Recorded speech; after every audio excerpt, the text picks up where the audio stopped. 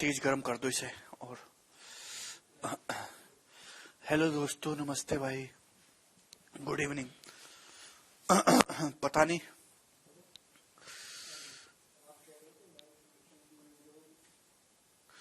मेरे गले में पता नहीं क्या हो गया यार।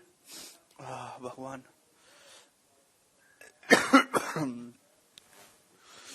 हाँ।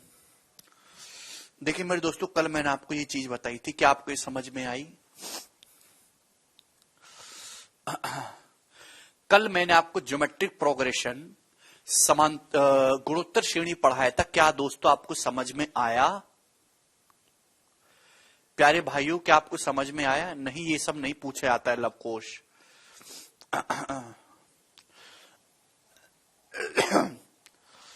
मैंने आपको कल बताया था कि गुणोत्तर श्रेणी क्या होती है, किसी गुणोत्तर श्रेणी का nवां टर्म हम कैसे निकालते हैं, किसी गुणोत्तर श्रेणी के n टर्म का सम हम लोग कैसे निकालते हैं। ठीक है ना, मैंने कल आपको एग्जाम्पल भी दे दिया था।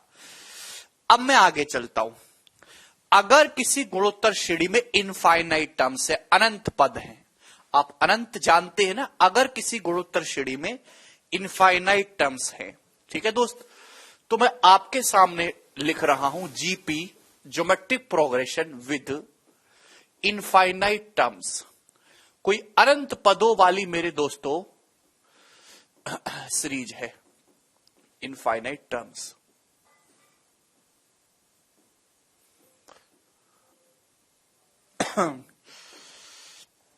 समझने की कोशिश करेगा मेरे दोस्तों। मैं आपके सामने एक ज्योमेट्रिक प्रोग्रेशन लिखता हूं, 3, 15, 45 और पंजे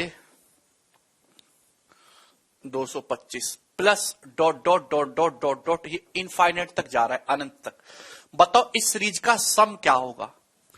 इस सीरीज का सम क्या होगा? जवाब दीजिए मेरे प्यारे भाई। प्यारे बच्चों, इस सीरीज का सम क्या होगा?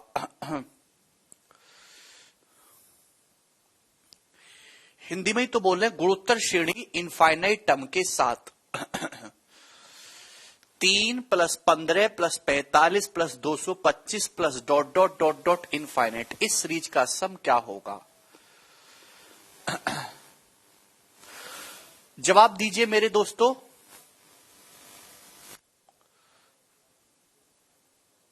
सॉरी, यहां पे 5 कर लीजिए, यहां पे क्या कर लीजिए आप लोग, 5 कर लीजिए।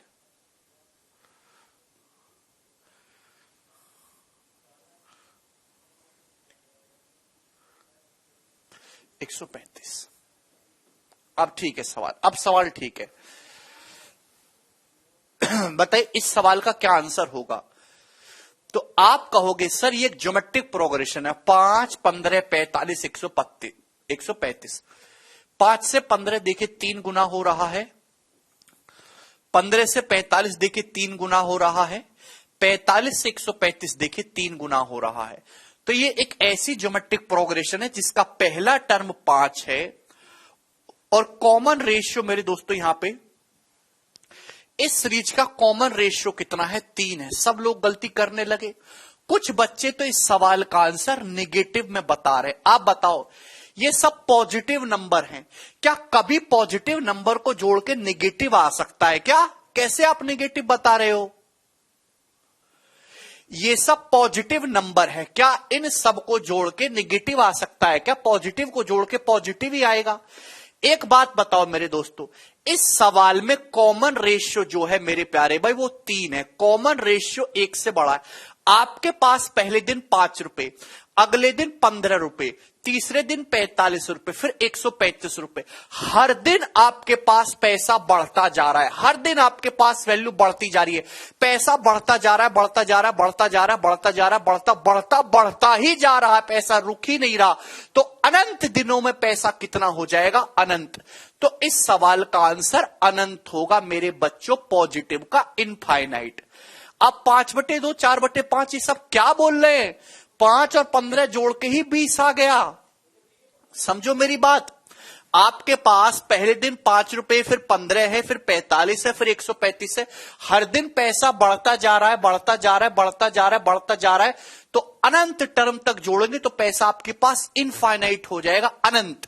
तो अगर कॉमन रेशियो अगर आपके पास एक ज्योमेट्रिक प्रोग्रेशन है मेरे दोस्तों,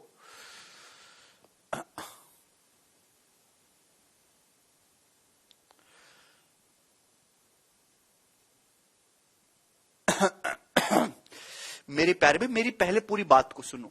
अगर आपके पास एक ज्योमेट्रिक प्रोग्रेशन, एक गुणोत्तर श्रेणी है जिसका कॉमन रेशियो 1 से ज्यादा है, कॉमन रेशियो मेरे दोस्तों 1 से ज्यादा है, तो आप ये देखो कि जैसे जैसे सीरीज में आगे बढ़ रहे वैल्यू बढ़ती जा रही है, ये मान बढ़ता जा रहा है, ये मान बढ़ता जा रहा है, बढ़ता जा रहा है। थोड़ा तो सोचो,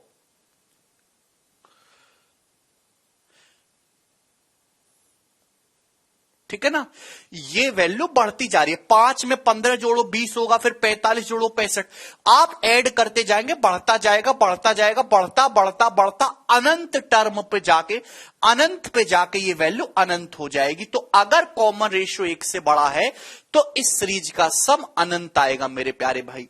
लेकिन अगर मैं आपके सामने कोई सीरीज इस प्रकार की रखता हूं, 1 + 1/4, या ऐसे शुरू करता हूं मैं, 4 + 1 + 1/4 + 1/16 + 1/64, बताइए मेरे दोस्तों इस सीरीज का सम क्या होगा? इस सीरीज का सम क्या होगा, मैं आपसे पूछना चाहता हूं मेरे प्यारे भाई। तो मुझे यह बताने की कोशिश करेंगे कि सर ये सीरीज जो है ये भी एक ज्योमेट्रिक प्रोग्रेशन है, ये भी एक गुणोत्तर श्रेणी है, ये भी एक गुणोत्तर श्रेणी है, इसका कॉमन रेशियो कितना, इस सीरीज का कॉमन रेशियो कितना है? तो आपका जवाब होगा सर 4 से 1 हुआ 1/4। इस सीरीज में कॉमन रेशियो 1/4 है। 4 से 1 हुआ 1/4, 1 से 1/4 1/4, 1/4 गुना होता जा रहा है। हर टर्म जो है पिछले टर्म से 1/4 गुना होता जा रहा है। तो इस सवाल का आंसर क्या आएगा मेरे दोस्तों? पहले तो आप यही समझ लो कि इनफाइनाइट का मतलब क्या होता है। जो आपने गिनतियां जानते हो, ये नंबर लाइन है मेरे दोस्तों, ये 0 है, 0 के बाद 1 आता है, 1 के बाद 2 आता है, 2 के बाद 3 आता है, 3 के बाद 4। ये गिनती को लिखते जाओगे, इन गिनतियों का कोई अंत नहीं है, ये गिनती अनंत तक जाती है। गिनती को आगे बढ़ाया जा सकता है कितना भी, अनंत तक। पीछे जाओगे मेरे दोस्तों तो -1, फिर -2, -3, गिनतियां कहां से शुरू हो रही है हमें नहीं पता, -इनफाइनाइट से शुरू हो रही हैं। ऐसे क्या गिनती भी नहीं पढ़ी आप लोगों ने कभी जिंदगी में?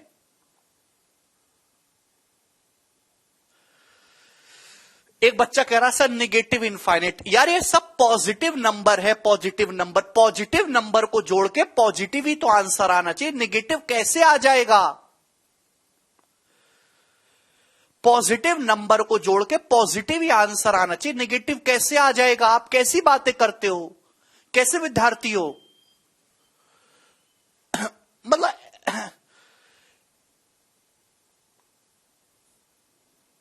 कैसे कैसे बालक हैं भाई, पता नहीं। इसे ऐसे लोगों को भी सरकारी नौकरी चाहिए। पॉजिटिव संख्याएं, पॉजिटिव को जोड़ के पॉजिटिव ही तो आना चाहिए। कम से कम इतनी बात तो समझनी चाहिए यार आप लोगों को। अगर यहां देखें इस सीरीज में और इस सीरीज में फर्क क्या है? इस सीरीज में ये वैल्यू बढ़ती जा रही है, बढ़ती जा रही है, बढ़ती जा रही है, बढ़ती जा रही है, बढ़ती जा रही है, बढ़ती जा रही है, तो अनंत है। इस सीरीज में वैल्यू लगातार घट रही है, लगातार घट रही है। ये 4 है, ये 1 है, 1/4 होता है 0.25। इस सीरीज में वैल्यू लगातार कम होती जा रही है। भाई पहले 4 था, फिर 1 हुआ, फिर 0.25, 1 को 16 से भाग करेंगे तो आता है जी 0.0625। तो आपने बात देखने की कोशिश करी कि वैल्यू कम होती जा रही है, कम होती जा रही है, कम होती जा रही है।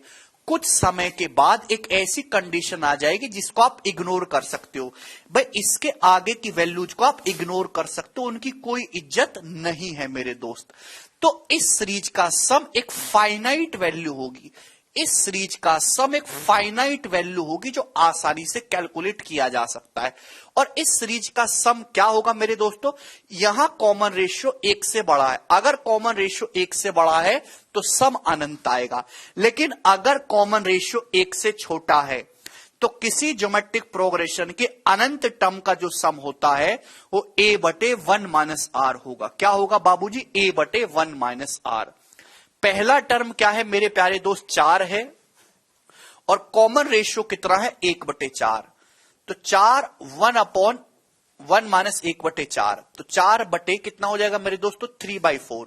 जब 4 ऊपर जाएगा तो 4 चौक 16/3, 16/3। तो इस सवाल का आंसर आएगा मेरे दोस्तों 16/3। क्लियर? किसी बच्चे को कोई समस्या?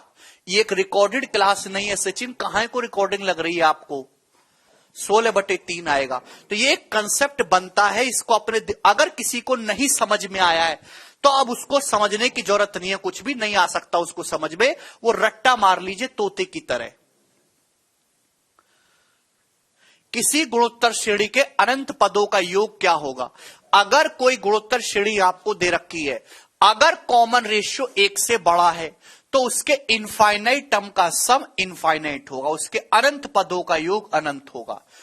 अगर किसी गुणोत्तर श्रेणी में कॉमन रेशियो 1 से छोटा है तभी उसके इनफाइनाइट टर्म का सम निकाला जा सकता है, अदरवाइज नहीं निकाल सकते। क्लियर?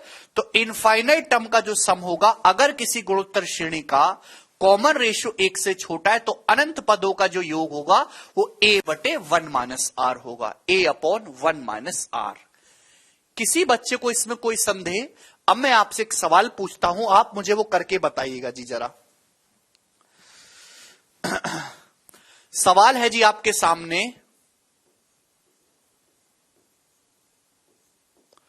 ठीक है मेरे दोस्त, करके बताइएगा।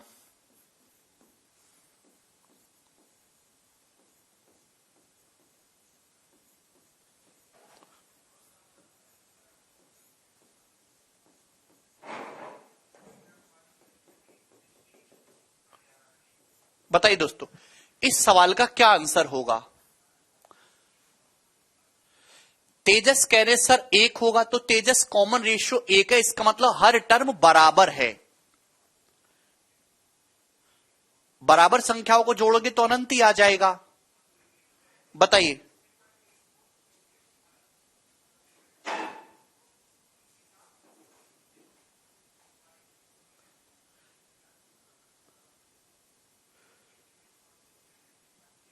बताइए जी।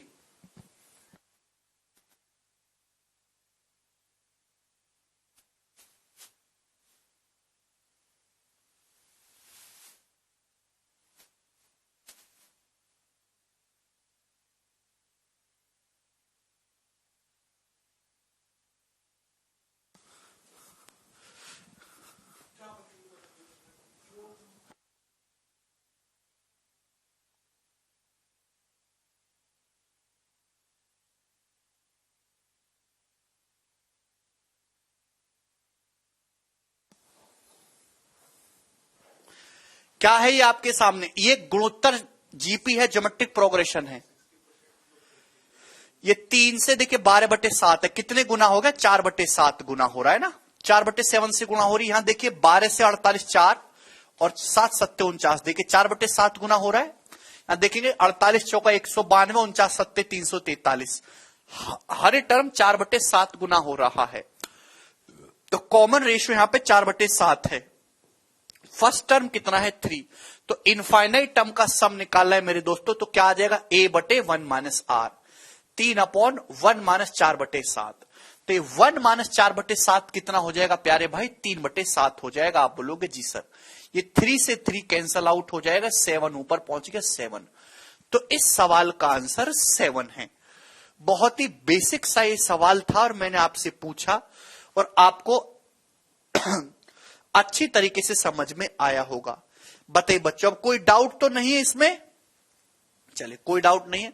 अब आप मुझे सवाल करके बताइए जी इस पे। कल कहां तक क्वेश्चन हुए थे? हाँ, कल मैंने आपको 13 सवाल तक कराया था। ये बताइए बाबूजी, सवाल नंबर 14 है, इस क्वेश्चन का आंसर क्या होगा? ये पावर में नहीं है दोस्तों, ये मल्टीप्लाई में ही लिखा हुआ, मैं ठीक से लिख दे रहा हूं।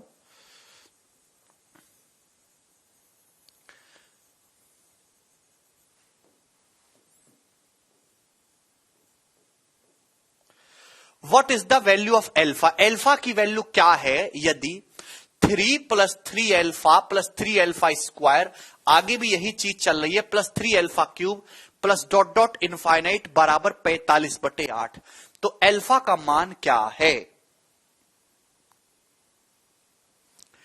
यदि 3 + 3 alpha plus 3 alpha square plus dot dot up to infinite 45/8 है, तो एल्फा का मान क्या है?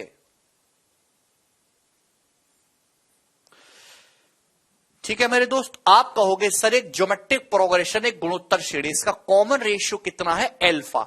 पहला टर्म क्या है इसका? पहला टर्म 3 है, तो क्या आ जाएगा इसके इनफाइनाइट टर्म का सम a/1 - r।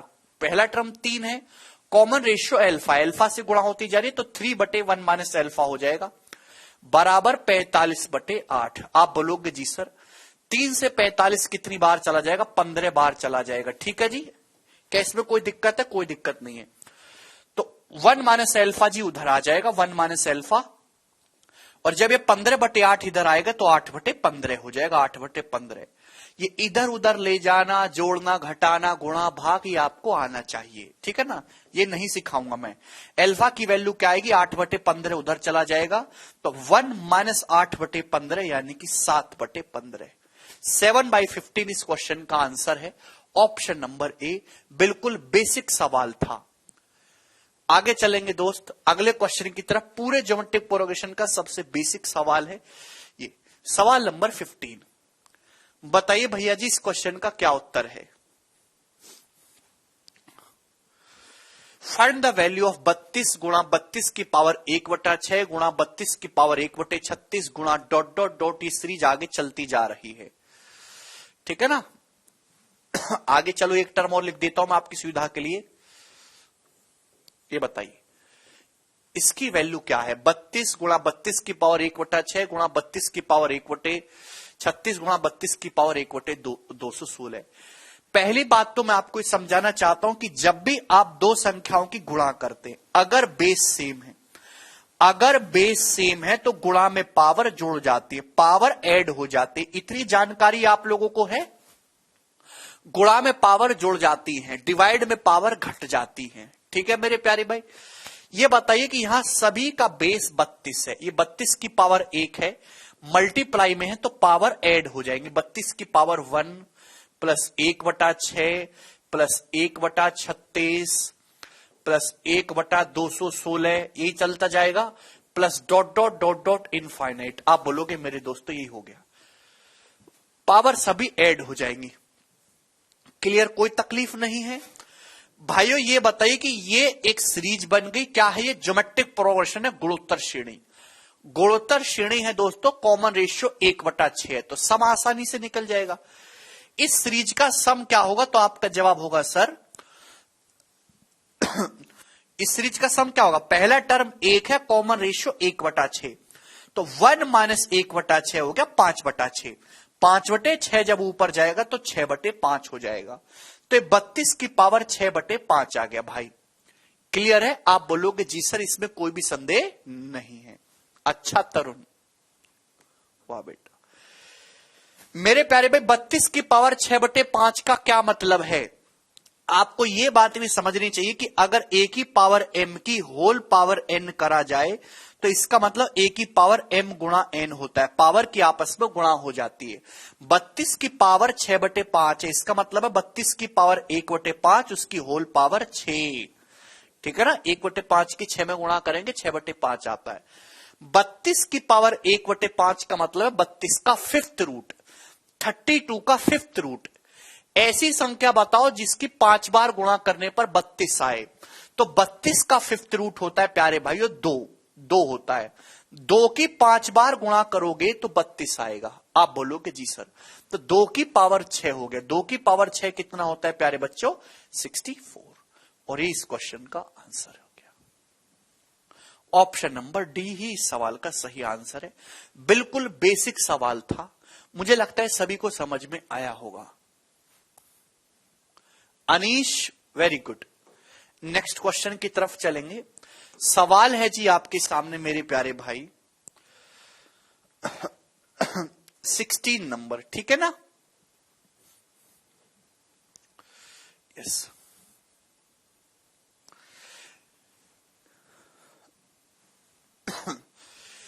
ये सवाल बॉल उछालने वाला है मेरे प्यारे भाई, और ये हर एक बच्चे ने सवाल अपने जीवन में देखा होगा। ये वाला हर एक स्टूडेंट ने ये सवाल बचपन में भी किया है, और ऐसा कोई सरकारी एग्जाम नहीं जिसमें सवाल ना आया हो।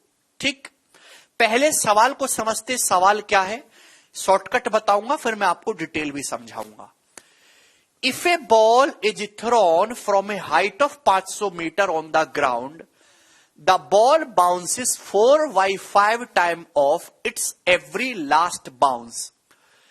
जब किसी बॉल को 500 मीटर की ऊंचाई से ग्राउंड पे गिराया जाता है, तो ये बॉल जो है अपने हर लास्ट बाउंस का 4/5 गुना उछलती है।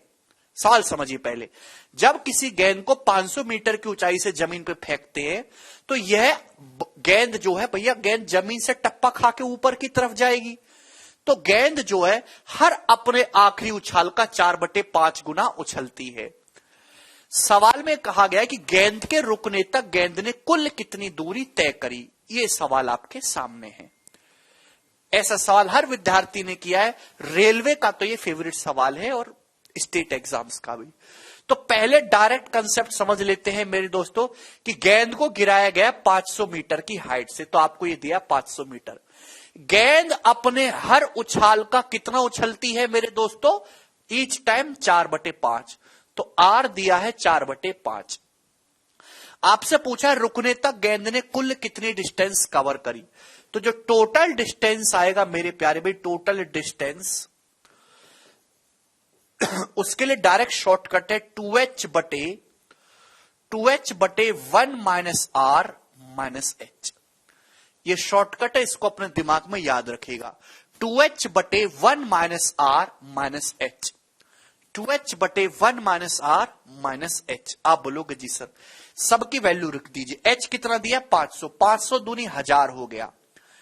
कॉमन रेशियो कितना दिया? 4/5। तो 1 माइनस 4/5 करूंगा, 1 माइनस 4/5 हो जाएगा 1/5, और माइनस का 500। जब ये 5 ऊपर पहुंचेगा तो 5000 हो जाएगा।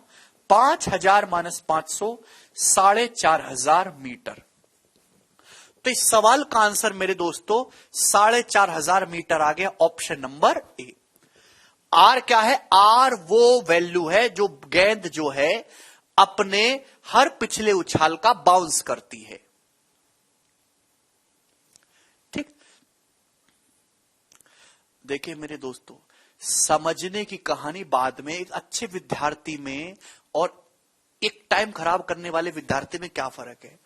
अच्छा विद्यार्थी क्या होगा ना, मैं उसके सामने बोलूंगा कि ये सवाल है, ये सवाल बार बार पेपर में आएगा, बस डाटा बदल दिया जाएगा। सुनिएगा मेरी बात, ये सवाल बार बार एग्जाम में आएगा, डाटा बदल जाएगा, 500 की जगह 700 कर देगा, इसकी जगह कुछ और कर देगा, ये सवाल पूछेगा। और ये इसका डायरेक्ट कंसेप्ट है, इससे सवाल का उत्तर आ जाएगा। तो अच्छा विद्यार्थी करेगा, ये सवाल आएगा, कंसेप्ट लिख लेगा, तोते की तरह रट्टा मार लेगा, जैसे ही सवाल पेपर में आएगा वो लगाएगा और सॉल्व कर देगा। पहले ये मत पूछो कि कैसे आया, पहले ये देखो कि क्या आया और उसको याद कर लो, बाद में देखना कैसे हो रहा है। डिटेल जो है, डिटेल जरूरत बाद में है। डिटेल समझने से पहले उस फॉर्मूले को याद तो करो। ये बेसिक का जो तुमको बुखार चढ़ा है ना, ये बेसिक का बुखार तुम्हें 9वीं 10वीं की क्लास में चढ़ता तो ज्यादा फायदेमंद होता। आज ये बुखार कोई फायदा पहुंचाने वाला नहीं, नुकसान पहुंचाने वाला है तुम्हें। पहले इसको याद करो, दिमाग में बिठाओ, सवाल को ढंग से पढ़ो, उसके बाद पूछना बेसिक क्या है। ठीक है जी, कोई दिक्कत? अब आते हैं, मैं समझाऊंगा, लेकिन एक प्रोसेस होता है पूरा। ये हटाओ मैं यहां से, मैं हटा रहा हूं। समझने की कोशिश करेगा क्या चीज है। ना आप सवाल पढ़ते हो ना याद करते हो, चिल्लाना पहले शुरू कर देते, बेसिक बेसिक बेसिक। क्या करोगे बेसिक का? क्या करोगे? आपको स्टेप वाइज थोड़ी ना नंबर स्टेप मार्किंग हो रही है क्या पेपर में? चलिए, एक गेंद को 500 मीटर की ऊंचाई से जमीन पे फेंका गया। ये बताइए मेरे दोस्त, ये जमीन है, समझिएगा यहां से, ये जमीन है, यहां से गेंद फेंकेगी 500 मीटर की ऊंचाई से, तो टक ये गेंद आएगी। तो गेंद ने कितनी डिस्टेंस कवर करी? 500। गेंद ने कितनी डिस्टेंस, आपसे ये तो पूछा कि गेंद रोके जाने तक कितनी डिस्टेंस कवर करेगी? 500। फिर गेंद टप्पा खाके ऊपर की तरफ जाएगी। सवाल ढंग से पढ़ो, सवाल ये दे रखा, गेंद अपने हर आखिरी उछाल का 4/5 गुना उछलती है। तो गेंद ये जमीन पे बाउंस करके फिर ऊपर की तरफ जाएगी। आप बोलोगे जी सर, लेकिन पिछले उछाल का 4/5 ही जाएगी, पिछले उछाल का 4/5 जाएगी। तो 500 का 4/5, 500 का 4/5 कितना होता है? 400। तो गेंद 400 मीटर ही ऊपर जाएगी। समझ में आया? गेंद 400 मीटर ऊपर जाएगी। आप बोलोगे जी सर, 400 मीटर ऊपर जाने के बाद गेंद वापस नीचे आएगी। ये गेंद वापस नीचे आएगी कितनी? गेंद 400 मीटर नीचे आएगी। आप बोलोगे जी सर, 400 मीटर ऊपर गई, 400 मीटर नीचे आई। तो गेंद गई, गेंद ने डिस्टेंस कवर करी 2 गुणा 400। गेंद ने डिस्टेंस कवर करी 2 गुणा 400। उसके बाद गेंद फिर से टप्पा खाएगी मेरे दोस्त। आप बोलोगे यस सर। तो गेंद अब अपने आखिरी उछाल का 4/5, 400 का 4/5 कितना होता है? 320 मीटर। तो गेंद उछल के वापस अब 320 मीटर ऊपर जाएगी। कितना? 320 मीटर ऊपर जाएगी और फिर बाउंस नीचे की तरफ आएगी 320 मीटर। तो गेंद 320 मीटर ऊपर गई, 320 मीटर नीचे आई। 4/5 सवाल में दिया हुआ है, कृपया करके सवाल पढ़ लो भैया। तो गेंद ने कुल कितनी डिस्टेंस कवर करी? 2 गुणा 320, 2 गुणा 320। आप बोलोगे जी सर। और यही प्रोसेस जो है आगे चलता रहेगा, मैं उसको नहीं बता रहा, यही प्रोसेस सेम आगे चलता रहेगा। आइडियल कंडीशन लेके चल रहे, आइडियल कंडीशन, ठीक है, कोई फ्रैक्शन व्रैक्शन नहीं मान रहे। यही प्रोसेस आगे चलता रहेगा। गेंद जो है इनफाइनाइट टप्पे मारेगी जब तक गेंद रुक नहीं जाती। रोशन भाई यही तो बेसिक है, और कौन सा बेसिक जानना है आप लोगों को? समझ में आया? यही प्रोसेस आगे चलता रहेगा। ठीक, गेंद के पूछा है गेंद के रुकने तक कुल दूरी, कृपया सवाल को 2-3 बार पढ़े। गेंद के रुकने तक कुल दूरी क्लियर है? इनफाइनाइट तक यही सीरीज चलती रहेगी। आप बोलोगे ये सर। तो आपने देखा सर, ये एक जीपी बन रही है, ज्योमेट्रिक प्रोग्रेशन बन रही है। भाई यहां 2 गुणा 400 है, 2 गुणा 320 है, 500 एक ही बार है। तो अगर मैं 500 जोड़ लूं और 500 घटा लूं, कोई फर्क पड़ेगा? ये जो शुरू का 500 है, बाकी जो भी डिस्टेंस है वो 2 बार आएगी। एक बार जाना, एक बार आना, एक बार जाना, एक बार आना, एक बार जाना, एक बार आना। अगली जो डिस्टेंस होगी मैं लिख दे रहा हूं, 320 का 2/5 करूंगा ना, 256। ये हर डिस्टेंस 2 बार है, लेकिन ये 500 केवल एक ही बार है। तो 500 जोड़ लेंगे, 500 घटा लेंगे। 500 जोड़ेंगे तो 500 गुणा 500, 2 गुणा 500 हो जाएगा, और मैंने यहां से 500 घटा लिया। 500 जोड़ा, 500 घटा लिया। आप बोलोगे हां जी सर, इसमें कोई भी परेशानी नहीं है। तो आप मुझे बताइए क्या बन गया? ये गुणोत्तर श्रेणी बन गई। ये क्या बन गई? ये जीपी बन गई, गुणोत्तर श्रेणी बन गई। आप बोलोगे हां जी सर, ये जीपी बन गई। और इस जीपी का सम आप आसानी से निकाल सकते हो। कॉमन रेशियो कितना है इस जीपी का? 4/5। 4/5 यहां से देख रहे हैं, इससे यहां पे जा रहे, कितने गुना हो रहा है? 4/5 गुना हो रहा है। तो गेंद अपने पिछले उछाल का जितना उछलती है वही कॉमन रेशियो आ रहा है, 4/5। 400 का 4/5 320, 320 का 4/5 256। ये जीपी बन गई। इस जीपी का सम क्या है? इनफाइनाइट टर्म्स होंगे। जीपी का सम क्या है? a/1 - r। 2 गुणा 500 अपॉन कॉमन रेशियो कितना है? 4/5। 1 - 4/5 माइनस का 500 मीटर। ये आ गया मेरे प्यारे भाई। इसको जब हम सॉल्व करेंगे तो 4500 मीटर उत्तर आ गया, और यही इस सवाल का आंसर है।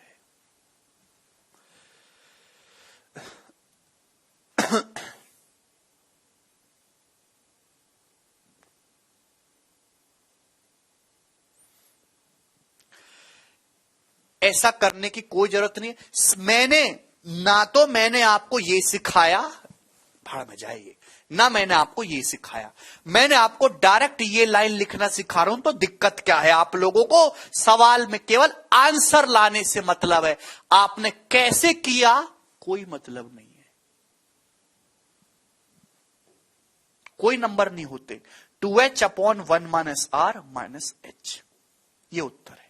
ये तो बना 2h upon 1 minus R minus H.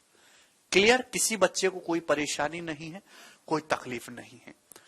आगे चलेंगे दोस्त। अब ये एक और सवाल बताइए, आपके सामने आ रहा है सवाल नंबर 17। सेम क्वेश्चन है आपके सामने, ये बताइए।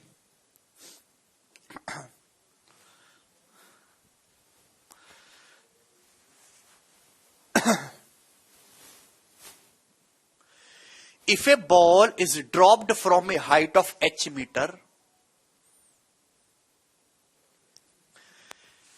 if a ball is dropped from a height of h meter, यदि किसी गेंद को h मीटर की ऊंचाई से गिराया जाता है और प्रत्येक बार जमीन से टकराने के बाद वह पिछली ऊंचाई का 15% खो देती है। सवाल को ढंग से पढ़िएगा। एक गेंद को h मीटर की ऊंचाई से गिराया गया और गेंद जमीन पर टकराने के बाद पिछली ऊंचाई का 15% कम उछलती है, 15% कम उछलती है, 15% हाइट लॉस कर दे रही है गेंद। और डिस्टेंस जो ट्रेवल की है गेंद ने टोटल, वो 2960 मीटर है। तो आप बताइए, रेस्ट में आने तक गेंद ने 2960 मीटर की डिस्टेंस कवर की है, एच का मान क्या है? सबसे पहली बात, गेंद ने 15% डिस्टेंस खो दी है, तो गेंद उछल कितना रही है? 85%। 100 में से 15 घटाएंगे, 85% मेरे दोस्तों, या फिर 17/20। 17/20 परसेंटेज को फ्रैक्शन में कन्वर्ट करने के लिए 100 से डिवाइड कर देते हैं। जैसे 20% है, इसको फ्रैक्शन में बदलना है तो परसेंटेज का मतलब 1/100, 20/100 का मतलब 1/5 हो जाएगा। 85% का मतलब 85/100, 17/20। यानी कि कॉमन रेशियो जो है आर, वो 17/20 है मेरे दोस्तों। गेंद को h मीटर की हाइट से गिराया जाता है, तो 2h अपॉन 1 माइनस आर। जब 1 माइनस आर करेंगे, यहां से 1 माइनस आर करेंगे, 1 माइनस 17/20 करूंगा तो 3/20 आएगा, 3/20। यानी कि एक्चुअल में यही 15% आएगा। 15% की फ्रैक्शन वैल्यू कितनी होती है? 3/20। 2h/1 माइनस आर माइनस का h, ये टोटल डिस्टेंस आएगी। सवाल में इस टोटल डिस्टेंस को 2960 मीटर बोला गया है। h का मान निकालना है। जब ये 20 ऊपर जाएगा तो 20 दूनी 40/3 हो जाएगा जी। जब 20 ऊपर जाएगा 2 से गुणा होगी तो 20 दूनी 40/3 हो जाएगा मेरे दोस्तों। एलसीएम लेंगे 3, 40 माइनस 3 37h होगा, 37h। आप बोलोगे यस सर, सवाल में आ गया जी 2960। क्या इसमें कोई प्रॉब्लम है? इसमें कोई भी परेशानी नहीं है। 37 से मेरे दोस्तों 80 बार कट गया, 80 बार, तो h आ गया जी 240 मीटर, 240 मीटर। और यही इस सवाल का आंसर हो गया, ऑप्शन नंबर ए। अगर एग्जामिनर को कोई ज्यादा ही खुराफाती क्वेश्चन बनाना है तो वो इस तरीके से उल्टा सवाल पूछेगा। तो ये दोनों सवाल बनते हैं, मैंने इनको आपको बता दिया है प्यारे भाई कैसे करना है। आगे चलेंगे अगले सवाल की तरफ। सवाल है जी आपके सामने 18। ये बताइए बाबूजी इस क्वेश्चन का क्या आंसर है? बहुत बहुत फेमस सवाल है मेरे दोस्तों। ये हर एक बच्चे ने अपनी 9वीं क्लास में किया होगा। दोनों ही तरीके से बताऊंगा, बेसिक भी बताऊंगा, डायरेक्ट भी बताऊंगा।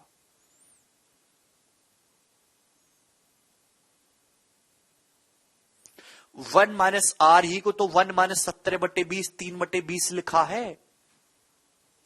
37 कहां से आया यार? तुम घटाना पटाना कुछ नहीं जानते क्या? आपको ये नहीं पता अगर 2h को 20/3 से डिवाइड करेंगे तो क्या होगा?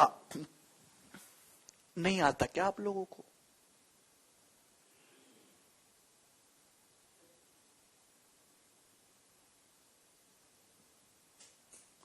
जब 3 ऊपर जाएगा, सॉरी 20/3 नहीं, 3/20 है।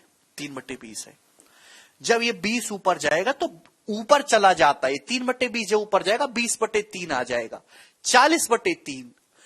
40/3 में से एक घटाएंगे 37/3। कम से कम जब सरकारी नौकरी की तैयारी करनी थी तो जोड़ना घटाना तो सीख लेते सही से, कि आप चीजों को जोड़ घटा पाए। आपको क्या लगता है कि हम ये सब चीज सिखाएंगे?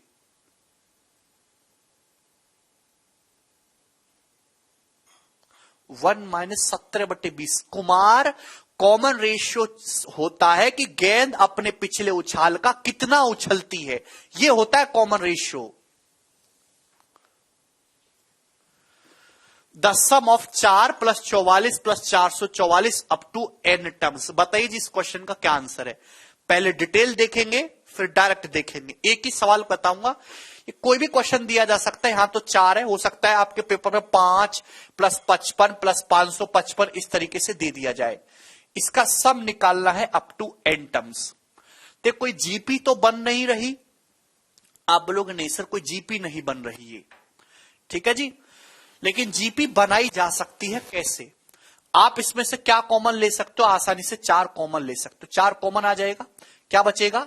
4 कॉमन लेंगे तो 4 एकम 4, 44 से 4 कॉमन लेंगे तो 11, 444 में से 4 कॉमन लेंगे तो 111, plus dot dot dot dot dot dot dot dot, ये कहां तक जा रहा है? n टर्म्स तक। कहां तक जा रहा है दोस्त? ये n टर्म्स तक जा रहा है। आप बोलोगे जी सर कोई तकलीफ नहीं। क्या अभी ये कोई सीरीज बनी? ये अब भी कोई सीरीज नहीं बनी, पर कोई दिक्कत नहीं, सीरीज इसको बनाया जा सकता है। भाई 9 से गुणा कर लो, 9 से भाग कर लो। मैं 9 से भाग कर लूंगा, 9 से गुणा करूंगा तो 9 हो जाएगा, ये 1199 हो जाएगा, ये 111 का 999 हो जाएगा। आपको ये बात समझ में आई? समझ में आई होगी, क्लियर है? हमने 9 से गुणा 9 से भाग किया। अब हमने ऐसा क्यों किया? हर चीज के पीछे कारण होता है, पहले पूरा समझ लो उसके बाद कारण पता चलेगा। अब भी ये कोई सीरीज नहीं बनी, पर मेरे दोस्तों ध्यान से देखो तो आपको दिखाई देगा 9 बनाने के पीछे का मकसद क्या है? 9 का मतलब है 10 - 1, 10 - 1। 99 का क्या मतलब है? 100 - 1, 100 - 1। आप बोलोगे जी सर 999 का क्या मतलब है? 1000 - 1। ये ऐसी पैटर्न चलता जा रहा है, फिर आगे 10,000 - 1 यही चलता रहेगा, और अप टू ये कहां तक जा रहा है? Dot dot dot dot dot, ये n टर्म्स तक जा रहा है। ध्यान रखिएगा मेरे दोस्तों, n टर्म्स तक जा रहा है। क्लियर? इसमें किसी बालक को कोई डाउट है? आप बोलोगे नहीं सर इसमें हमें कोई भी डाउट नहीं है। तो मेरे दोस्तों ये तो 4/9 ठीक है जो शुरू में आ रहा है। अब हम ना अलग अलग कर लेते हैं। भाई ये 10, ये ब्रैकेट चल रहा है ना, कितने ब्रैकेट है? n ब्रैकेट है। 10, 100, 1000, ये तो जीपी बन गई ना भाई। 10 + 100 + 1000 + 10,000, ये तो जीपी बन गई। ये कहां तक जोड़ने दोस्तों? आपको n टर्म्स तक जोड़ने हैं। n टर्म्स तक ये आपको जोड़ने, जो आप आसानी से जोड़ सकते हो जियोमेट्रिक प्रोग्रेशन का फॉर्मूला लगा के। आप बोलोगे यस सर। प्यारे भाई ये देखिए -1 -1 -1 हो रहा है। ये -1 कितनी बार हो रहा है? n बार। -1 -1 -1 -1 -1 -1 कितनी बार हो रहा है? n बार।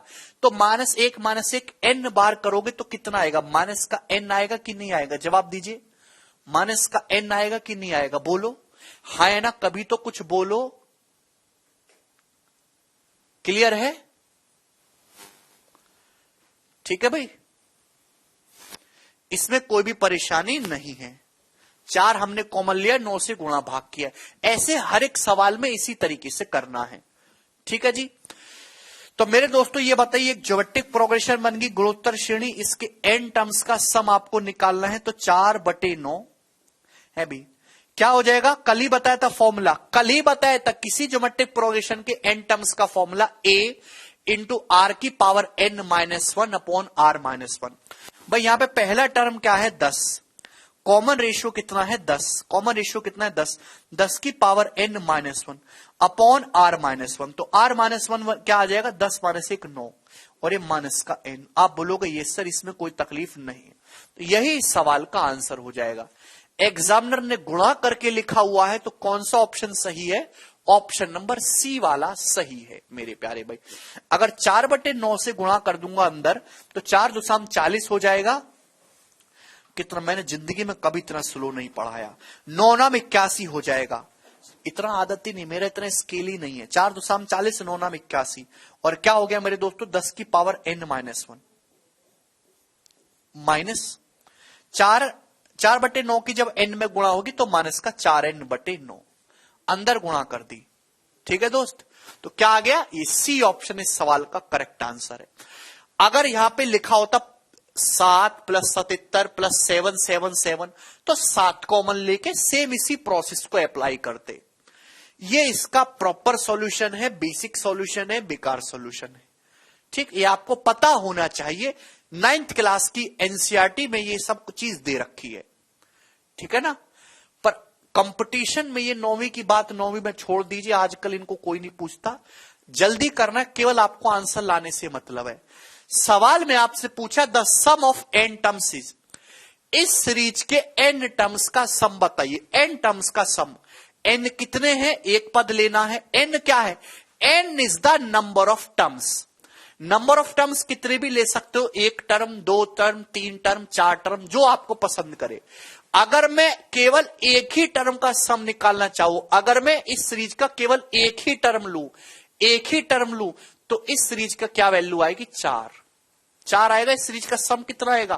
पहला टर्म 4 ही है। अगर मेरे प्यारे भाई इस सीरीज का मैं केवल एक ही टर्म लूं, n = 1 लूं, तो इस सीरीज का सम कितना होगा? 4।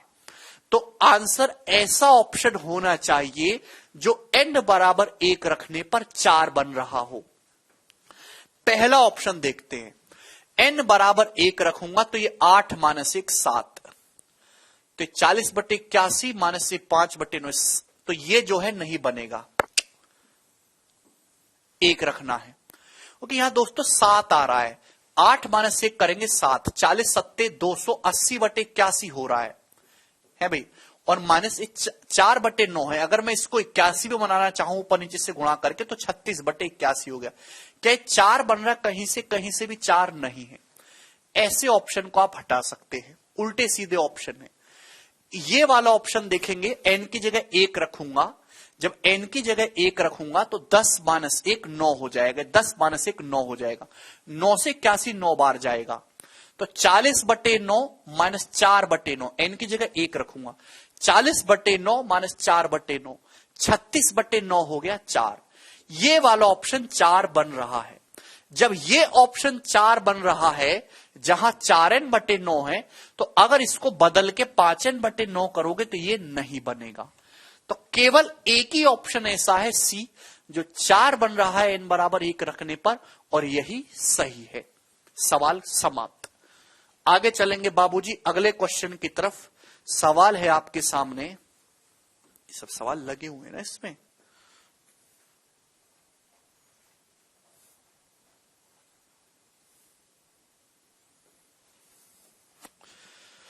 यस, ये बताइए जी इस क्वेश्चन का क्या आंसर है?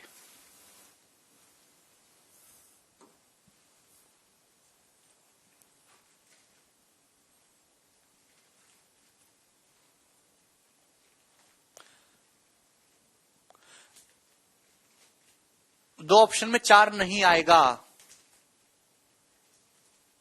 आ भी जाता है तो n = 2 पुट करके और चेक कर लो, n = 2 पुट करके। Let the mth and nth terms of A geometric progression भी 3/4 एंड 12 रेस्पेक्टिवली। माना कि एक गुणोत्तर श्रेणी का mवा पद जो है वो 3/4 है और nवा पद 12 है, जहां m जो है वो n से छोटा है। यदि इस सीरीज का कॉमन रेशियो r है, तो सवाल में आपसे पूछा है r + n - m का minimum possible value, smallest possible value क्या है? जवाब दीजिए। इससे बेहतरीन सवाल पूरे ज्योमेट्रिक प्रोग्रेशन के सिलेबस में बनेगा नहीं। एक भाई, हमने माना किसी गुणोत्तर श्रेणी का जो पहला टर्म्स है वो a है। सवाल में बोला गया है किसी सीरीज का गुणोत्तर श्रेणी का जो mवा टर्म है वो 3/4 है, जो nवा पद है वो 12 है, और m का मान छोटा है n से, तो आप बताओ, और कॉमन रेशियो जो है r है, तो mवां पद क्या होगा? अगर मैं यहां से mवां पद निकालूं तो क्या आएगा? a इंटू आर की पावर m-1 कितना आ जाएगा मेरे दोस्तों? 3/4 आ जाएगा जी, 3/4। जवाब दीजिए बाबूजी। आप बोलोगे हाँ जी सर, यही फॉर्मूला होता है nth टर्म का, a इंटू आर की पावर n-1। अगर मैं इस सीरीज का nवां पद निकालूं कि nवां पद क्या आएगा, तो आपका जवाब होगा सर जी, nवां टर्म्स निकालूंगा तो आपका जवाब होगा a इंटू आर की पावर n-1 बराबर मेरे दोस्तों कितना आ जाएगा? 12। इस सवाल में दिया हुआ है m का मान छोटा है, n का मान बड़ा है, आपको निकालना है इसका मिनिमम वैल्यू। r प्लस, ये मिसलिनियस सवाल चल रहा है, अब r plus n minus m का मिनिमम वैल्यू बताओ कैसे आएगा? मुझे यहां से a को गायब करना है। ये n माइनस m कैसे आएगा? कोई बताने वाला है मुझे n माइनस m कैसे आएगा? आपके पास केवल यही इंफॉर्मेशन है, इसके अलावा और कोई इंफॉर्मेशन नहीं है। जोड़ने से कुछ नहीं होगा, गुणा करने से कुछ नहीं, घटाने से कुछ नहीं। अगर इनको डिवाइड कर दिया जाए मेरे दोस्तों, डिवाइड कर दिया जाए, आपको सोचना पड़ता है, तो a से a कैंसल आउट हो जाएगा। डिवाइड में पावर घट जाती है, गुणा में पावर ऐड हो जाएंगे, डिवाइड में पावर घट जाएंगे, तो बेस तो दोनों का सेम r है। तो n-1 में से m-1 घटा दो। बात समझ में आई? यहां पावर n-1 है या m-1 है, तो n-1 में से m-1 घटाएंगे तो -1 कट जाएगा, क्या बचेगा? n-m, r की पावर n-m। मेरे दोस्त जब डिवाइड करेंगे 12 को, जब डिवाइड करेंगे 3/4 से, जब 12 को 3/4 से डिवाइड करेंगे तो उल्टा हो जाता, पलट जाता ऊपर जाने पर 4/3, 3 चौक 12, यानी कि ये आ जाएगा मेरे दोस्तों 16। तो r की पावर n-m बच्चे कितना आ गया? 16। r की पावर n-m कितना आ गया? यहां से 16 आ गया। समझ में आया? m is less than n, जिसकी तरफ मुंह खुलता है मंजू वो बड़ा होता है, ये भी नहीं पता। सवाल में आपसे पूछा कि इसका मिनिमम पॉसिबल वैल्यू, इसकी मिनिमम पॉसिबल वैल्यू, अब अलग अलग देखो, n-m अलग है और ये r अलग है, इसका मिनिमम मान निकालना है। मेरे प्यारे भाई एक बात बताइए, समझने की कोशिश करिएगा कि r की पावर n-m करके 16 हो रहा है, r और n-m के मान, r की पावर n-m की वैल्यू ऐसी है कि 16 आना चाहिए मेरे दोस्तों, तो आपको मिनिमम रखना है, r और n-m की वैल्यू मिनिमम रखनी है। तो आप बताओगे कैसे? बेटा 2-3 महीने इंतजार करो, आप इतने मेहनती बच्चे नहीं रहे बचपन में कि एक दिन में जो है आप पकड़ने लगे। 6 बता रहे, सब बच्चों ने क्या किया होगा? कुछ बच्चों ने क्या होगा, सर 16 का मतलब होता है 2 की पावर 4, सर r का मान 2 है, n-m 4 है, तो 6 आ गया। 6 उत्तर नहीं है।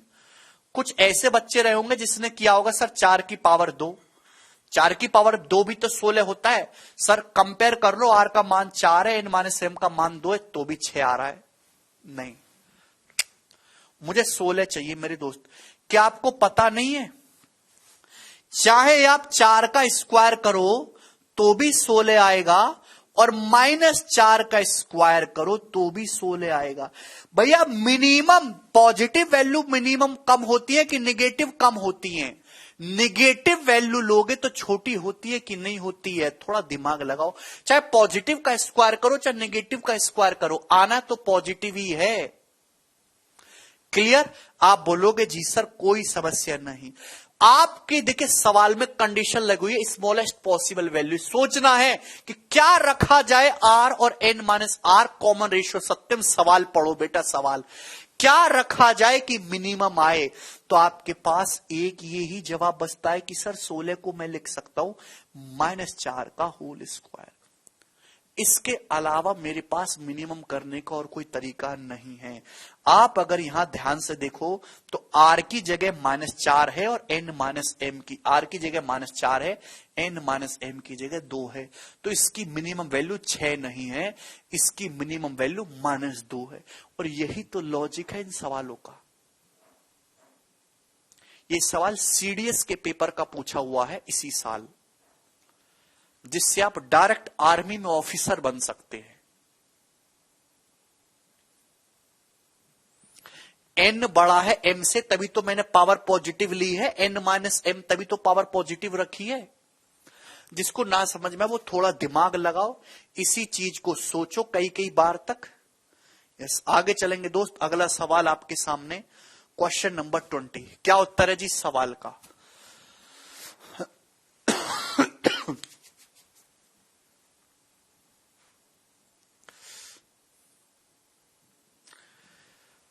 बहुत ही बेहतरीन सवाल आपके सामने, उम्दा परफॉर्मेंस कर रहा है ये सवाल।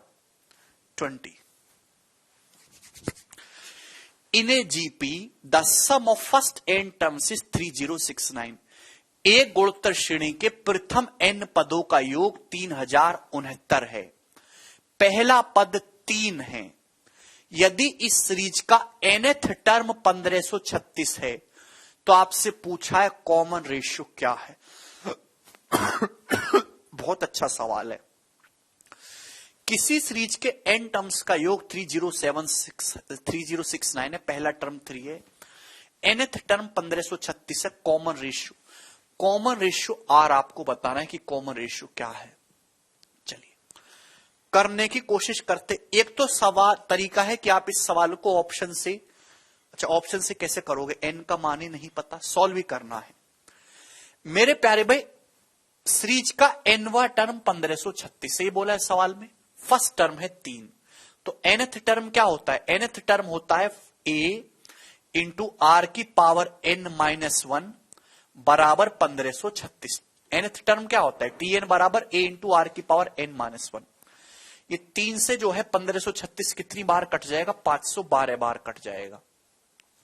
3 से जो 1536 है कितनी बार कट जाएगा? 512 बार कट जाएगा। आप बोलोगे जी सर अच्छे से समझ में आया ये। ज्योमेट्रिक प्रोग्रेशन के n पदों का योग 3069 है। किसी भी ज्योमेट्रिक प्रोग्रेशन, किसी भी गुणोत्तर श्रेणी के n पदों का योग होता क्या है? फॉर्मूला याद करो। फॉर्मूला याद नहीं है, सवाल सॉल्व नहीं होगा। क्या होगा मेरे दोस्तों? a इंटू आर की power n minus 1 upon r minus 1। आप बोलोगे यस सर यही आएगा यहां से। और सवाल में कितना दे रखा है? 3069 आपको दे रखा है। कितना दे रखा है दोस्त? 3069। किसी बच्चे को डाउट? ये आएगा जी n टर्म के सम। 3 से ये 3069 कितना चला जाएगा? 1023 बार कट जाएगा। 1023 बार कट गया मेरे दोस्तों। तो यहां से ये 1023 टाइम्स कट गया। 1023 टाइम्स कट गया मेरे प्यारे भाई। अब बताओ मेरे दोस्तों क्या करा जाए?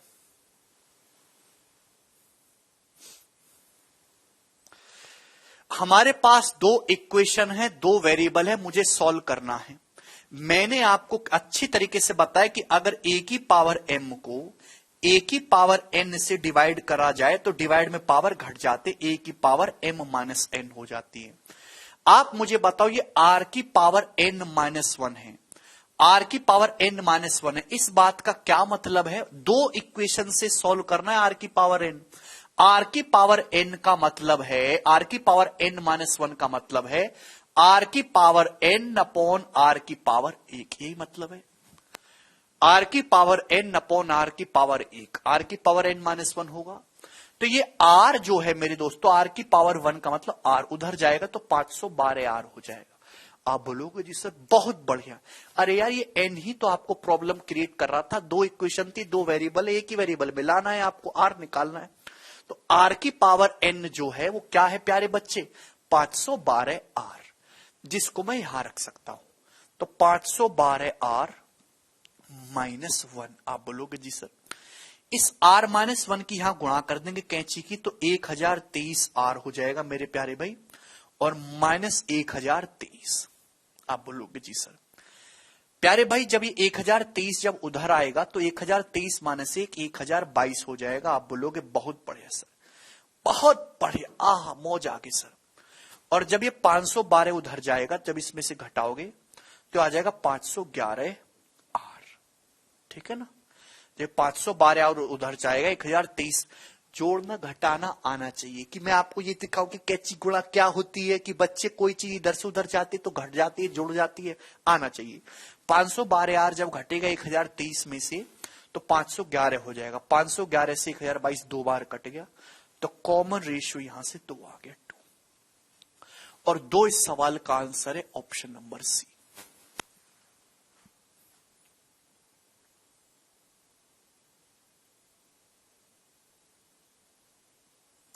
समझ में आया बाबूजी? बहुत अच्छा सवाल। इससे अच्छा सवाल इंसान की जो है उसमें आएगा नहीं।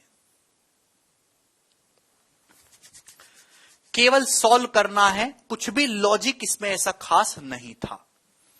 आगे चलेंगे बाबूजी अगले और लास्ट सवाल की तरफ। बोलिए जी।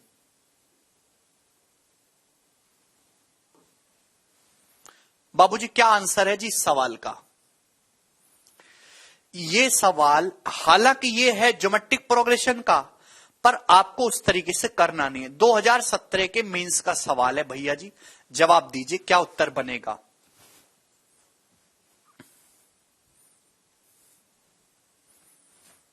काटा है सूरज।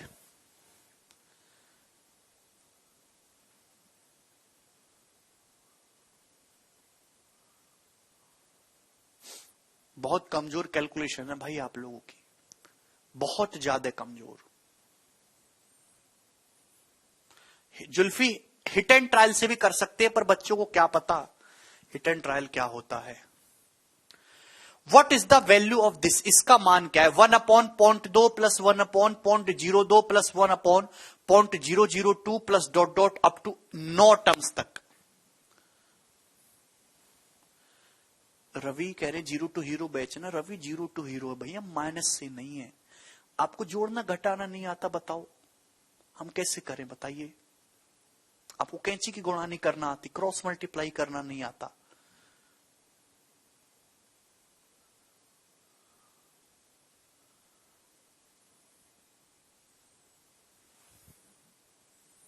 तीन से 1069 को काटना नहीं आ रहा।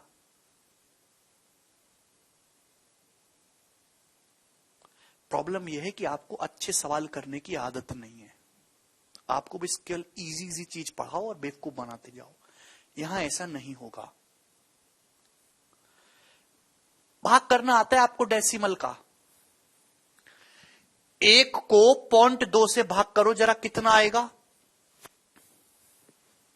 है भाई 1 को भाग करेंगे 0.2 से कितना आएगा? 5 प्लस कि 9 ही टर्म है, इसमें फॉर्मूला लगाने की जरूरत ही नहीं। जब बात आसान से 9 ही पदों तक जोड़ना है। 1 को भाग करेंगे 0.02 से कितना आएगा? 50। 1 को भाग करेंगे 0.002 से, देखिए जब भी डेसिमल हटाएंगे तो ऊपर 3 जीरो बढ़ जाएंगे, 500। तो 5 plus 50 plus 500 plus dot dot dot dot dot, इसको जोड़ना है मुझे 9 टर्म्स तक। ये क्या है मेरे दोस्तों? जीपी तो है। या तो इसमें जीपी का फॉर्मूला लगा लो या फिर डायरेक्ट आंसर लगा लो, option number C. 5 plus 50 plus 500 जब जोड़ा जाएगा 9 बार, तो क्या आपको पता नहीं है कि 5 आ जाएगा 9 बार? 1 2 3 4 5 6 7 8 9, 5 आ जाएगा 9 बार।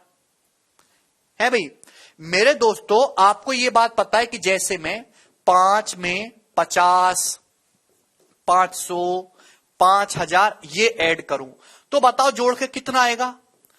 मैंने 4 टर्म लिए, 5 50 500 5000, मैंने 4 टर्म लिए आपको एग्जाम्पल के लिए। 4 टर्म तो मैंने जोड़ा, तो जोड़ के कितना आ रहा है? 5 5 5 5 आ रहा है कि नहीं? 4 बार 5 5 5 5 आ रहा है कि नहीं? 4 बार। आप बोलोगे हां जी सर, अरे जोड़ना आता है ना। मैंने 5 50 500 5000 जोड़ना है, 4 ही टर्म मैंने लिए हैं, इस पैटर्न को फॉलो किया है, तो 5 आएगा 4 बार। यहां पे टर्म है 9, तो 5 आएगा 9 बार। खत्म खत्म। आगे बढ़ जाइए। क्या सोचना है भाई इसमें? ठीक है बाबूजी, मुझे लगता है कि ये सारी बातें आपको अच्छी तरीके से समझ में आई हैं। और इसी के साथ ही अब आपका ज्योमेट्रिक प्रोग्रेशन भी, गुणोत्तर श्रेणी भी समाप्त होता है। ठीक है भैया जी, आगे चलेंगे।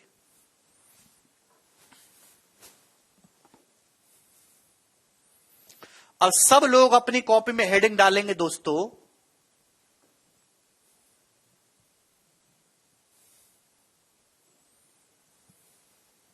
Harmonic progression. सब लोग अपनी कॉपी में हेडिंग डालेंगे मेरे प्यारे भाई, हार्मोनिक प्रोग्रेशन, गुणोत्तर श्रेणी और हरात्मक श्रेणी। हार्मोनिक प्रोग्रेशन, हरात्मक श्रेणी। नहीं आशीष, तो मैंने आपको अर्थमेटिक प्रोग्रेशन करा दिया, ज्योमेट्रिक प्रोग्रेशन करा दिया। हार्मोनिक प्रोग्रेशन हरात्मक श्रेणी जीपी से कैसे करेंगे? गरिमा ज्योमेट्रिक प्रोग्रेशन के 9 टर्म के सम का फॉर्मूला लगा लीजिए। फॉर्मूला सिखाया है ना, लगाइएगा वो। हरात्मक श्रेणी कुछ भी नहीं है, मैंने आपको अर्थमेटिक प्रोग्रेशन पढ़ाया है। आप बोलोगे हाँ जी सर, मैं एक एग्जांपल से समझाऊंगा कि हार्मोनिक प्रोग्रेशन हरात्मक श्रेणी क्या होता है। एग्जाम्पल ये है मेरे दोस्तों कि जैसे ये आपके सामने ज्योमेट्रिक प्रोग्रेशन लिखी हुई है, 2, 5, 8, 11, फिर आगे 14, 3 का गैप है। ध्यान से देखेंगे कितने का गैप है? 3 का गैप है। 2 से 5 3, 5 से 8 3, 8 से 11 3। तो ये है आपकी एक हार्मोनिक प्रोग्रेशन हरात्मक श्रेणी। जस्ट इसका उल्टा कर दो, किसी भी अर्थमेटिक प्रोग्रेशन का उल्टा कर दीजिए तो हार्मोनिक प्रोग्रेशन आ जाएगा। बड़े टॉर्चर है भाई। किसी भी अर्थमेटिक प्रोग्रेशन की सीरीज का रिवर्स कर दीजिए तो ये 1/2, 1/5, 1/8, 1/11। बच्चों क्या है ये? अपने आप में हार्मोनिक प्रोग्रेशन है, बात खत्म। इसका अलग से ना तो कोई फॉर्मूला पढ़ने की जरूरत है, ना ही कोई है, और ना ही इस पे सवाल आता है कि अर्थमेटिक प्रोग्रेशन का ही उल्टा चलता है। मतलब ये जो डिनोमिनेटर है ये आपकी एपी रहेगी। किसी बच्चे को कोई डाउट? आप बोलोगे नहीं सर, किसी भी समांतर श्रेणी के टर्म्स को उल्टा करके लिख दीजिए, क्या बन जाएगी? हार्मोनिक प्रोग्रेशन बन जाएगी। नेक्स्ट, अब जो कंसेप्ट आपको समझना है वो इंपॉर्टेंट है दोस्त। अगर आपको 2 नंबर ए और बी दिए जाए, 2 नंबर दिए जाए ए और बी, तो एग्जाम में सवाल पूछता है कि 2 नंबर ए और बी का अर्थमेटिक मीन क्या होगा, ज्योमेट्रिक मीन क्या होगा और हार्मोनिक मीन क्या होगा। समांतर माध्य बताइए, गुणोत्तर माध्य बताइए और हरात्मक माध्य बताइए। तो वही मैं आपके सामने अब लिखने जा रहा हूं। जल्दी से फटाफट अपनी कॉपी में नोट कर लीजिएगा। For 2 integers A and B, अगर आपको 2 संख्याएं, 2 पूर्णांक ए और बी दिए गए हैं, अगर आपको 2 पूर्णांक ए और बी दिए गए हैं तो उनका अर्थमेटिक मीन या फिर समांतर माध्य, शॉर्ट में क्या कहते हैं हम इसको? शॉर्ट में हम कहते हैं एएम। वो कैसे निकालेंगे? तो आप कहोगे सर दोनों को जोड़ के आधा कर दीजिए। ए और बी का अर्थमेटिक मीन निकालना, जोड़ के आधा कर दीजिए, ए प्लस बी बटे 2। क्या हो जाएगा प्यारे बच्चे? ए प्लस बी बटे 2 अर्थमेटिक मीन आ गया। 2 संख्याएं ए और बी का अगर आपको ज्योमेट्रिक मीन या फिर गुणोत्तर माध्य निकालना है, गुणोत्तर माध्य, शॉर्ट में इसे हम जीएम कहते हैं, तो कैसे निकलेगा? अंडर रूट ए बी, दोनों की गुणा करके अंडर रूट ले लीजिएगा, under root of A B. आप बोलोगे हाँ जी सर हम ये बात समझ गए। 2 संख्याएं आपको ए और बी दी गई हैं, उनका हरात्मक माध्य हार्मोनिक मीन निकालना है, तो हार्मोनिक मीन कैसे निकलेगा? 2ab upon a plus b, 2ab upon a plus b, twice ab upon a plus b, twice ab upon a plus b. Clear है? किसी बच्चे को कोई इसमें समस्या, इसमें कोई डाउट, इसमें कोई तकलीफ? इसमें कोई भी तकलीफ नहीं है। ठीक है मेरे प्यारे भाई, चलो मैं आपकी तकलीफ ले लेता हूं।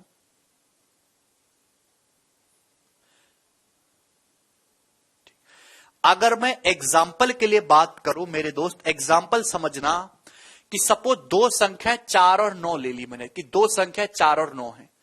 4 और 9 का अर्थमेटिक मीन बताइए आपके पेपर में, जैसे सपोज सवाल आ गया तो 4 प्लस 9 13, 4 प्लस 9 13 का आधा 6.5, तो 4 और 9 का अर्थमेटिक मीन कितना आ गया बाबूजी? 6.5। आप बोलोगे यस सर। ज्योमेट्रिक मीन क्या आ जाएगा? तो आपका जवाब होगा सर अंडर रूट 4 गुणा 9, 36 का अंडर रूट मेरे दोस्तों कितना आ जाएगा? 6। हरात्मक माध्य निकालना है तो प्यारे बच्चे कितना हो जाएगा? तो आपका जवाब होगा सर 2 इंटू 4 गुणा 9 अपॉन 4 प्लस 9। ठीक है भाई। तो 4 दूनी 8 नाम 72/13, 72/13। तो भाग करेंगे मेरे दोस्तों, लगभग भाग जाएगा, एग्जैक्ट नहीं जाएगा। 13 पंजे 65, 7 बचेगा 0, 13 पंजे 65, 5 बचेगा, 13 तिया 39। तो लगभग में पूरा तो भाग नहीं जा पाएगा, अप्रोक्स 5.53 आएगा। तो यहां से एक समझने वाली बात यह भी निकलती है कि मेरे प्यारे भाई, मेरे सुंदर सुंदर भाई, कि अगर आप दो संख्याओं का अर्थमेटिक मीन, ज्योमेट्रिक मीन और हार्मोनिक मीन निकालें, तो अर्थमेटिक मीन कोने में लिख लीजिएगा, वो हमेशा ज्योमेट्रिक मीन से बड़ा होगा और ज्योमेट्रिक मीन हमेशा हार्मोनिक मीन से बड़ा होगा मेरे दोस्त।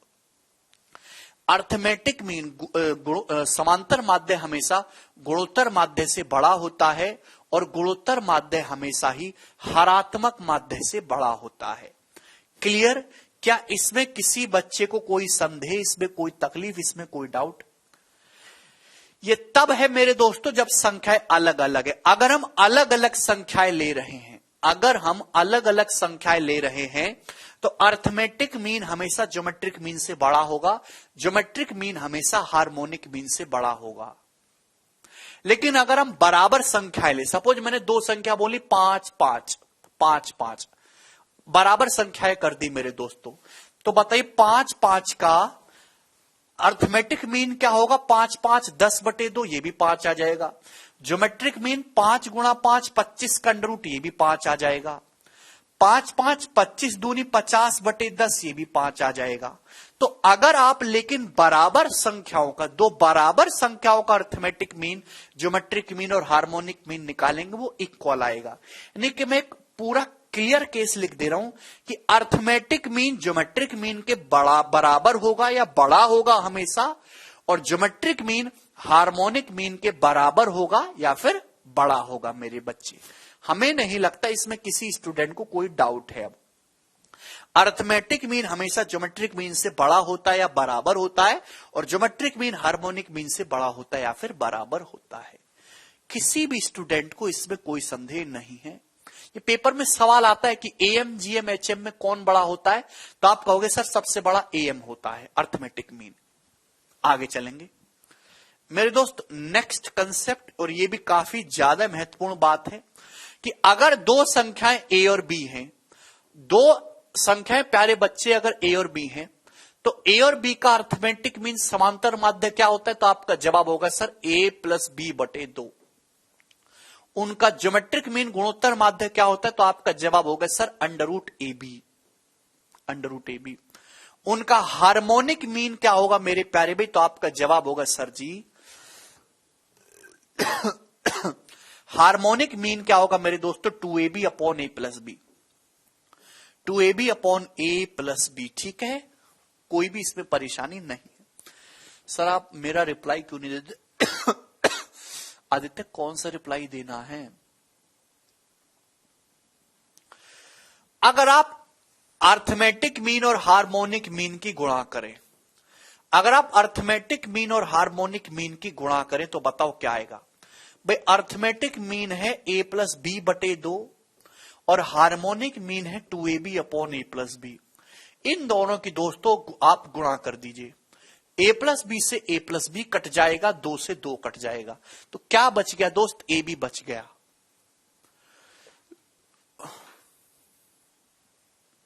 आप लोग रिप्लाई क्यों नहीं करते? मेरा कौन सा रिप्लाई करना है? क्या हो जाएगा रिप्लाई करके? और नौकरी लग जाएगी। हाँ, सीएचएसएल में एपीजीपी आता है, तो क्या आया? इन दोनों की गुणा करके एएम और एचएम की गुणा करके एबी आया मेरे दोस्तों, एबी। ठीक है जी, एबी आया। एबी को आप ऐसे लिख सकते हो √AB का होल स्क्वायर, लिख सकते हो दोस्तों एबी को √AB का होल स्क्वायर। क्लियर? कोई समस्या? आप बोलोगे नहीं सर कोई समस्या नहीं। और √AB का क्या मतलब है? ज्योमेट्रिक मीन, यानी कि AM गुणा HM √AB मतलब ज्योमेट्रिक मीन का होल स्क्वायर हो गया मेरे प्यारे भाई। यानी कि मेरे दोस्त किन्हीं भी, ये केवल मैं दो संख्याओं के लिए बात कर रहा हूं, ओनली फॉर 2 इंटीजर्स। दो संख्याओं के अर्थमेटिक मीन, उनके हार्मोनिक मीन और उनके ज्योमेट्रिक मीन खुद मेरे दोस्तों होते हैं जीपी में। ठीक है मेरे प्यारे भाई, आप बोलोगे यस सर, इसमें कोई भी परेशानी नहीं है। एम गुणा एच एम बराबर जीएम का होल स्क्वायर। ठीक, अब इसी पे बेस्ड सवाल ले लेता हूं जो परीक्षा में आया है। बताइएगा आप उछल उछल के कि उसका क्या आंसर होगा। लास्ट ही सवाल बचा है ना, अब ये रहा जी लास्ट।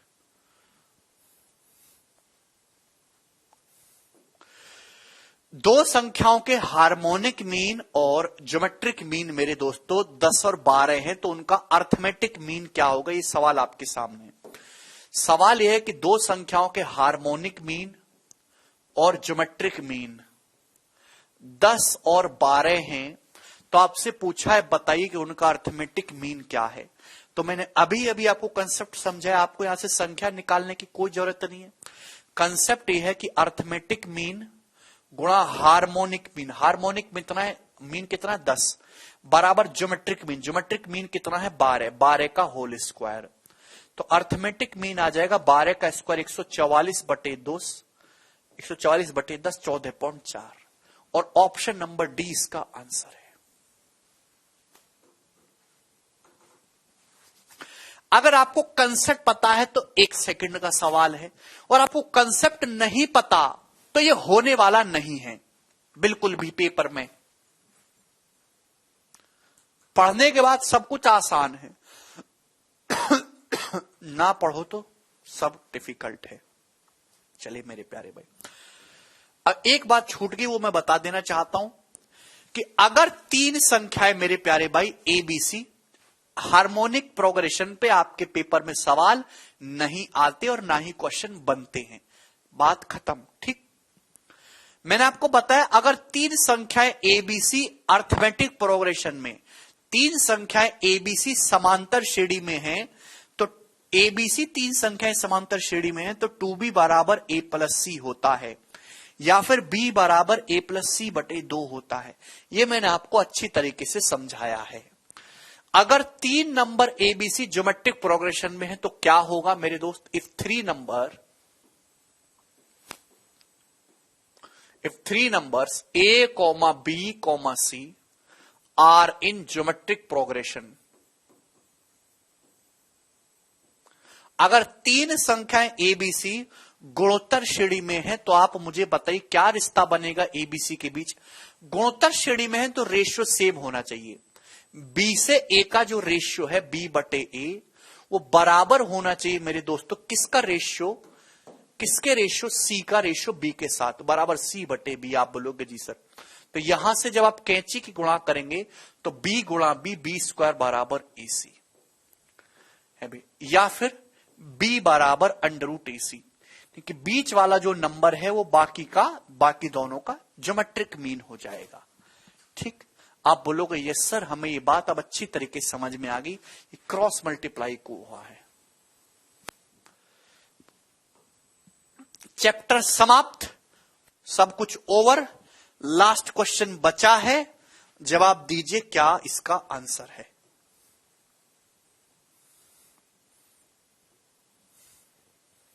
ये बताइए जी बाबूजी।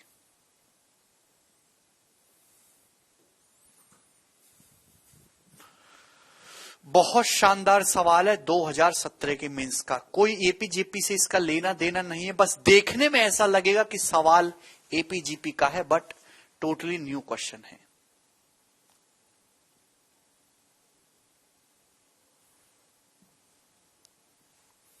Very good.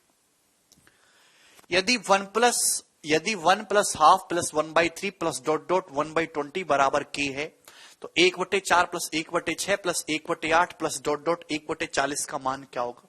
समझदार बच्चे आंसर निकाल लिए हैं, k/2 बता रहे हैं, k/2 नहीं, k - 1/2 आएगा। सवाल में यह दिया है कि 1 plus half plus 1/3 plus dot dot dot dot dot dot dot dot 1/20 तक कहानी जा रही है, इसका मान k है। सवाल में आपसे पूछा गया 1/4 प्लस 1/6 प्लस 1/8 अप टू 1 + 40, तो 1/2 का आधा, 1/4, 1/3 का आधा, 1/6, 1/20 का आधा, 1/40। तो ये जो एक दिखाई दे रहा है इसकी आपको कोई जरूरत नहीं है। अगर आप इस एक को इधर ले जाए तो -1 हो जाएगा मेरे प्यारे भाई। इसका आधा करेंगे, इसका आधा करेंगे 1/2 से गुणा। आधा करने का मतलब होता है 1/2 से गुणा करना। डिवाइड भी एक टाइप की गुणा होती है, गुणा भी एक टाइप का डिवाइड होती है। 1/4 plus 1/6 plus dot dot up to 1/40 क्या आ गया जी सवाल का आंसर? k - 1/2। ठीक है भाई, कोई तकलीफ?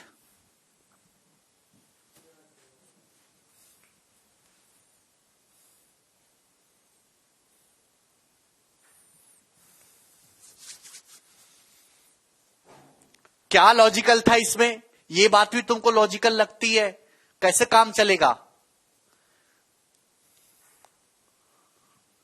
ठीक, तो आज इतना ही छोड़ेंगे।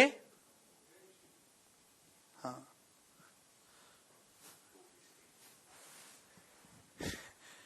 ठीक है भाई।